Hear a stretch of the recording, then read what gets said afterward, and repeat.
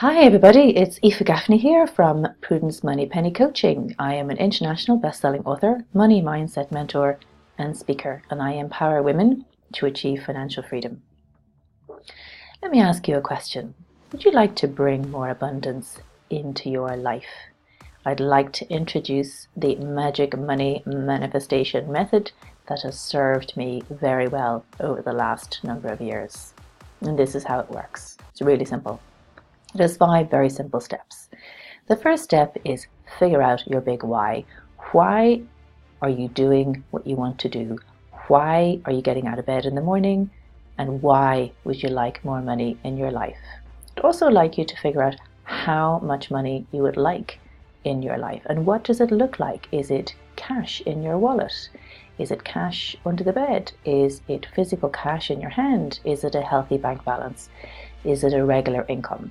Is it a large, abundant investment portfolio? Is it a combination of all of that? So why do you want extra money in your life? More money, more wealth, more abundance, more prosperity.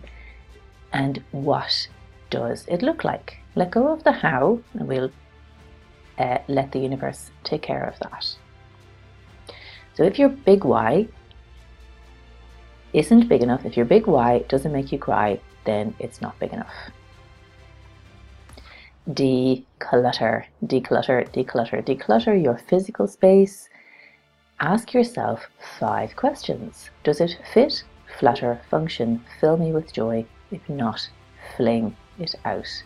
But declutter your memories as well. Declutter your thoughts and declutter your thought processes. Now take a pen and paper and write down some of your beliefs, your current beliefs around money that you feel are not serving you. So whether it's a memory about scarcity or lack or poverty, or a situation where you felt perhaps cheated around money or taken advantage of, write those down on a piece of paper.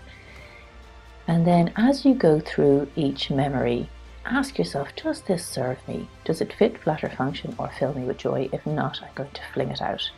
We can delete these memories from our unconscious mind by simply releasing, letting go, forgiving the memory, forgiving yourself, taking a pen and putting a line through it. And keep going with those memories and that memory exercise until you feel you have uncovered some of your current memories that aren't serving you. And you can do it again and again as often as you need to. Decluttering, declutter, declutter. Find people who will support you, empower you, and lift you up. Be very mindful of the 5 people that you spend most time with. Are they empowering? Are they supportive?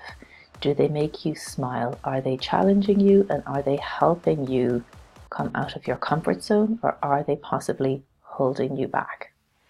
And your tribe, the people we spend most time with, are hugely important. So be very mindful of the language that you're even using with yourself and the language of the people that you are surrounding yourself with. Take action. Take inspired action. With great power comes great responsibility. Spider-Man said that. And my first action on my journey of releasing the memories that were not serving me was taking responsibility. So I needed to take responsibility for the situation that I'd got myself into, and I found myself quite substantially in debt. When I took responsibility, it was no longer anybody else's fault. It wasn't my fault. It wasn't the bank's fault. It was nobody else's fault. I took responsibility, which is different to accepting blame.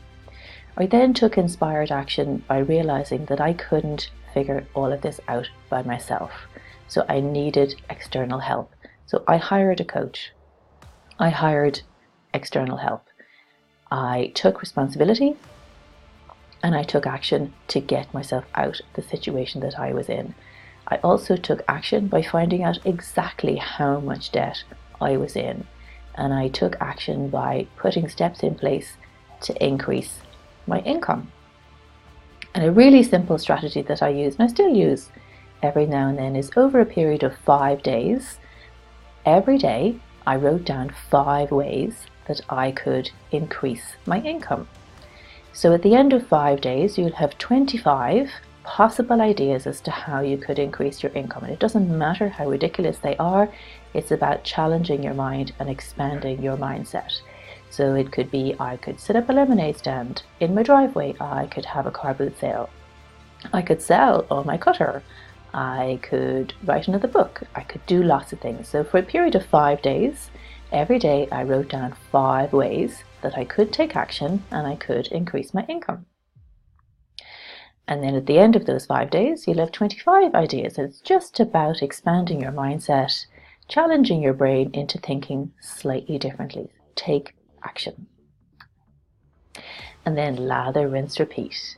So every time you feel stuck, or you feel that you're stuck in poverty mindset or you're in a lack mindset, just go back and repeat these steps. There's no right or wrong. There are no rules. It's about figuring out what it is that you want, why you want it, decluttering, so decluttering any limiting beliefs. Surround yourself with people who will support you, whether that's hiring a coach or a trusted friend, an accountability partner, it doesn't matter, but it's having somebody else who will support you and help you. Take inspired action and then keep going. If you want to find out more, you are very welcome to drop me a line or book yourself in for a clarity call. I'm Aoife Gaffney from Prudence Money Penny Coaching. You'll find me on Facebook. If you'd like to book in for a 30-minute complimentary clarity call, you can book yourself in at prudencemoneypenny.com, ask Prue, or send me an email, askprue@prudencemoneypenny.com. And I empower women to take control of their financial freedom.